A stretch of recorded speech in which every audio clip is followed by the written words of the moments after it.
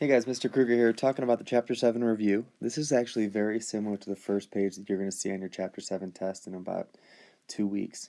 Okay, so I really want you to focus on this because all it's going to be is different numbers, the same structure to the page, and it's going to ask the same type of questions. Okay, so focus on what I'm talking about here. Let's look at the first few questions. Determine the direction of opening of the parabola. Remember, we're dealing with either an up view or a downward shaping u, depending on the lead coefficient. Okay, so if I look at this lead coefficient here, x squared plus 2x minus 3, the lead coefficient right here is a positive 1. So that means that the opening direction must be up. Okay, so you can talk about the lead coefficient, and that can be a reason for both of them. Okay, now I have heard people in a few cases talk about the y-intercept. That's this number right here, this negative 3. But that's talking about a point on the y-axis. The lead coefficient tells you the opening direction.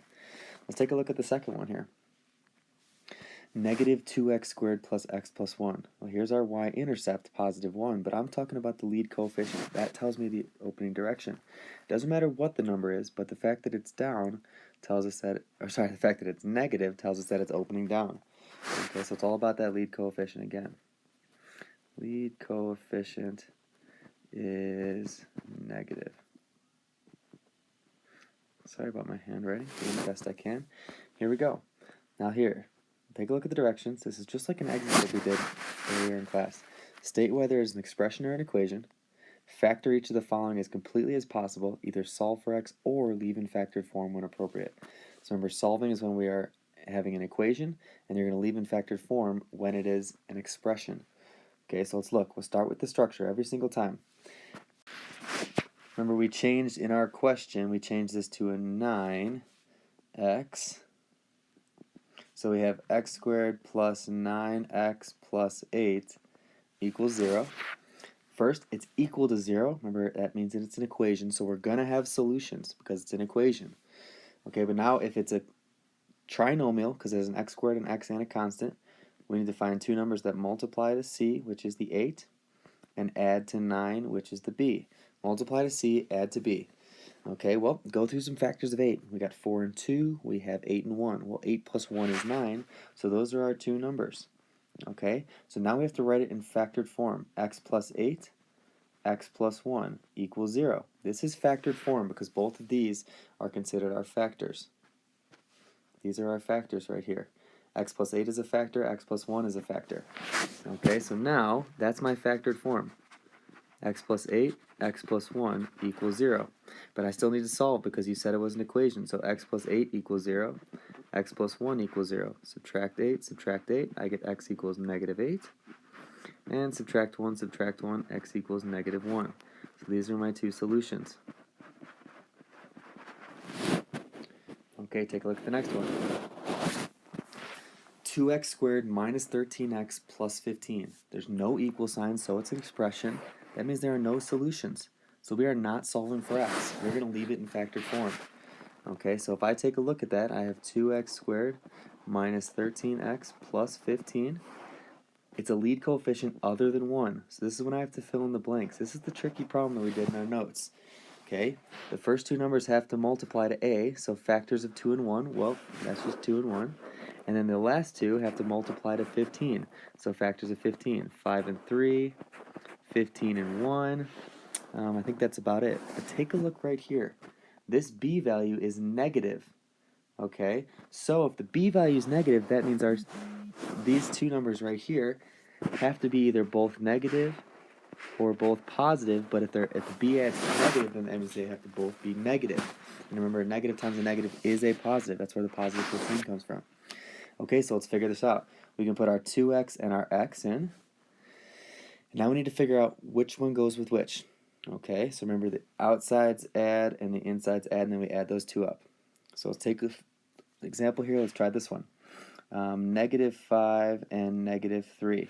Well, 2x times negative 5 is negative 10, and then negative 3 times x is negative 3x. What is negative 10x minus 3x? Negative 13x, so we're all good. So our factors are 2x minus 3 and x minus 5. And we're done because it's an expression, so we're not actually solving. Take a look here. We've never seen one like this, but I want to show you how easy this is. Right now it's only x squared minus 121. This is an expression, but it's telling me we have to factor it. Right now the only time we know how to factor is if there's a trinomial. So I need to rewrite it as a trinomial. But right now I don't have that x term. Remember, 0 times anything makes it disappear. So I'm going to put that x term in there just so you can see what it looks like. This is a trinomial with a lead coefficient of 1. So we need to find two numbers that multiply to negative 121 but add to 0. So two numbers that add to 0, that means they must be the same number where one is positive, one is negative. So let's take a look here. What two numbers multiply to 121 that's one's positive, one's negative? That means it's the square root of 121. And if you think about that, that's going to be 11. So 11 times 11 is 121, and 11 minus 11 is 0. So we have x plus 11, x minus 11. This is an expression, so no solutions. But here is my factored form, because we found our two numbers that multiply to negative 121 and add to 0x. Okay, number 6. First things first, go through the structure. 2x squared minus 10x, there's no constant. And no constant means we always use GCF. Okay, well, it's equal to 0, so it's going to be an equation. Let's factor out our GCF. We have 2 times x minus, well, the factors of 10 are 5 and 2. How many x's do we have? 1 equals 0. Let's circle our common factors. There's an x there. There's a 2 there. We factor out what we circled, the 2x, and whatever you're left with, it stays in the parentheses. X minus 5 equals 0. Okay, and the zero product property says you set both factors equal to 0.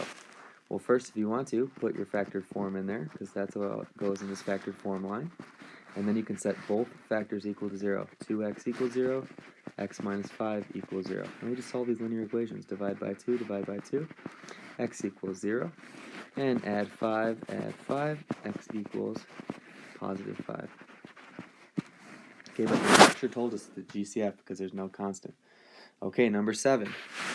Well, it's a trinomial, x squared, x, and a constant. So this is when we're going to figure out what multiplies to c, which is 64, and adds to b, which is 16.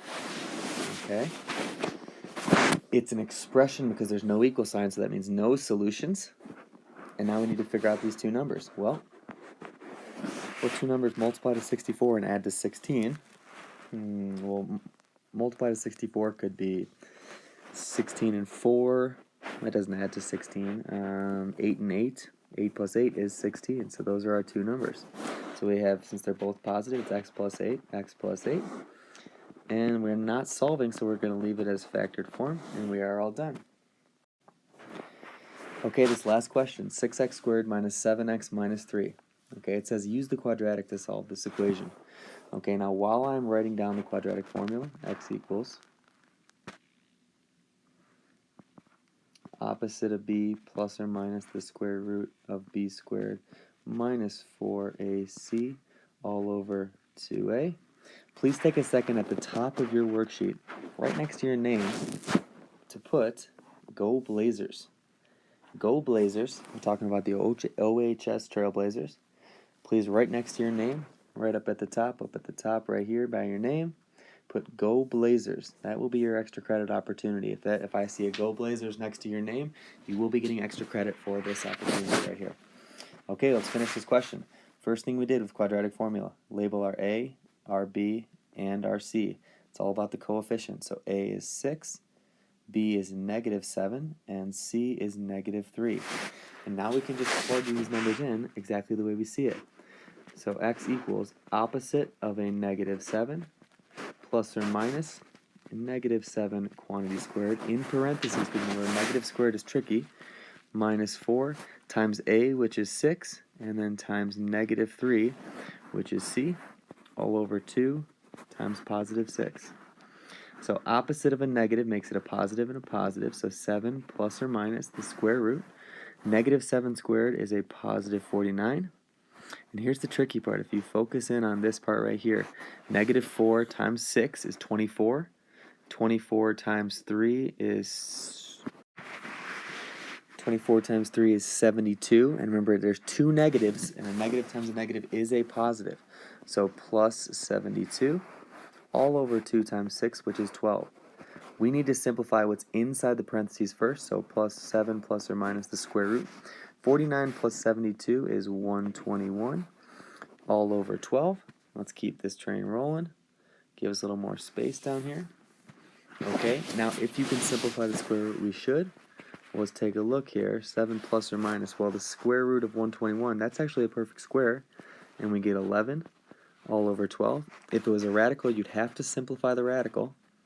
Okay, because we're not going to leave them as decimals. We're going to simplify our radical by finding a perfect square. If you want a quick example of that, take a look over here. Let's say I gave you the square root of 20.